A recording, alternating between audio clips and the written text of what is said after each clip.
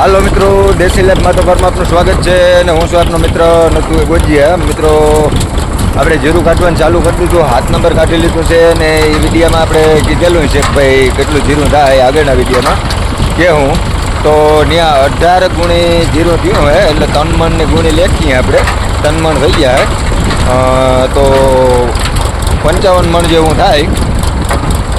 અને મારા અંદાજ પ્રમાણે 10 મણનો ટાર્ગેટ હતો બધાનો, મારો તો નહીં પણ બીજા બધા મજૂર આવતા એનો બીજાનો જોવાવાળાને આવે તો એનો ટાર્ગેટ હતો. એ ટાર્ગેટ ઊભો રહ્યો હોય. 5.5 વીઘાનું વાવેતર હતું આપણે ત્યાં, 6 વીઘા જ પડું હોય એમાંથી વાયુ નીકળી જાય થોડુંક મૂકી દીધું હતું એટલે 5.5 વીઘામાં 18 ગુણી થઈ એટલે મારા અંદાજ પ્રમાણે 55 મણ જેવું ત્યાંથી જીરું આપણે થઈ ગયું છે. અને હવે વર્ગ્યા અહીં ગુજરાત 4 ફાઉન્ડેશન જીરું એ આપણે પૂરેપૂરું 6 વીઘામાં છે પણ એમાં થોડોક 1 વીઘા જેવું જમીનમાં આપણો ફુકારાનો પ્રશ્ન આવી ગયો હતો અને કંઈક વીઘા એકમાં થોડુંક મોરમ વધારે ભરાઈ ગઈ એટલે થોડોક એ નબળું હતું.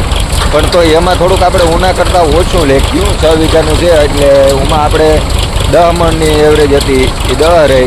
આમાં કદાચ 8-9 જેવું પકડીને હાલવાનું આપણે.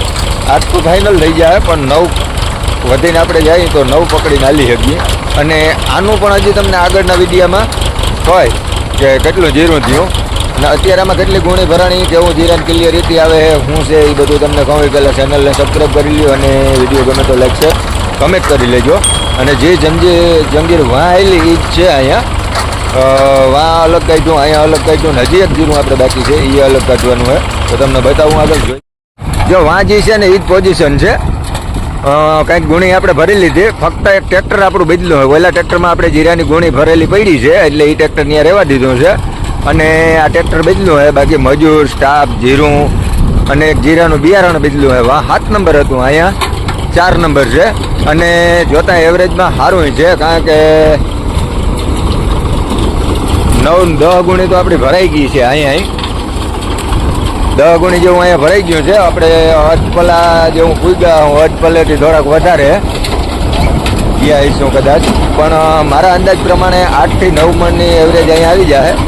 અને ઓટોમેટિક છે એટલે આમાં 2 જણા ઓરવામાં હોય.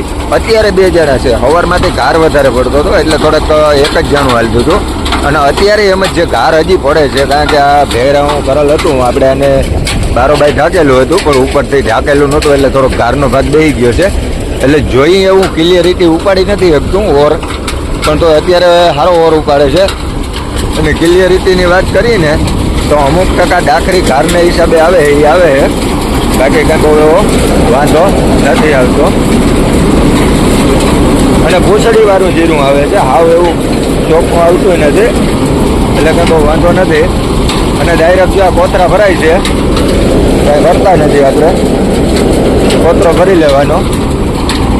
વાં આપણે થોડીક કલાક વધી ગઈ છે, અહીંયા કદાચ એ એક ફાયદો થાય, કલાક ઓછી થાય પણ થોડોક લગ્ન પ્રસંગના અંતે એવું બધું કામકાજ છે એટલે ટાણે કાઢી લઈએ તો એને કંઈ ના ભૂગે.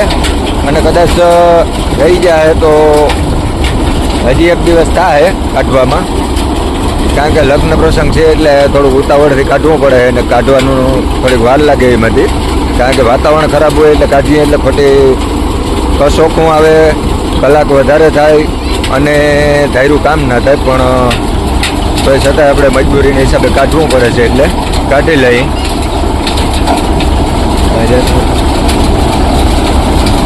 અને આમાં એક થોડીક તકલીફ એ છે કે જ્યાં જીરાને જે ધક્કો મારવો પડે ને એ ક્યારેક ધક્કો મારવો પડે, બાકી કમ્પ્લીટ પ્રેશર હાલે છે. અને અમુક ટકા દાણા ઘારના હિસાબે ઉપાડતું તો અત્યારે બહુ કંઈ એવો પ્રશ્ન નથી. તો મળીએ હજી સુરભી 11 જીરાનું આપણે કાઢવાનું છે તો કદાચ એનો ટાઈમ મળશે તો રાતનો વિડીયો બનાવવાનો થાય તો હું તમને એનો પણ વિડીયો મૂકીશ.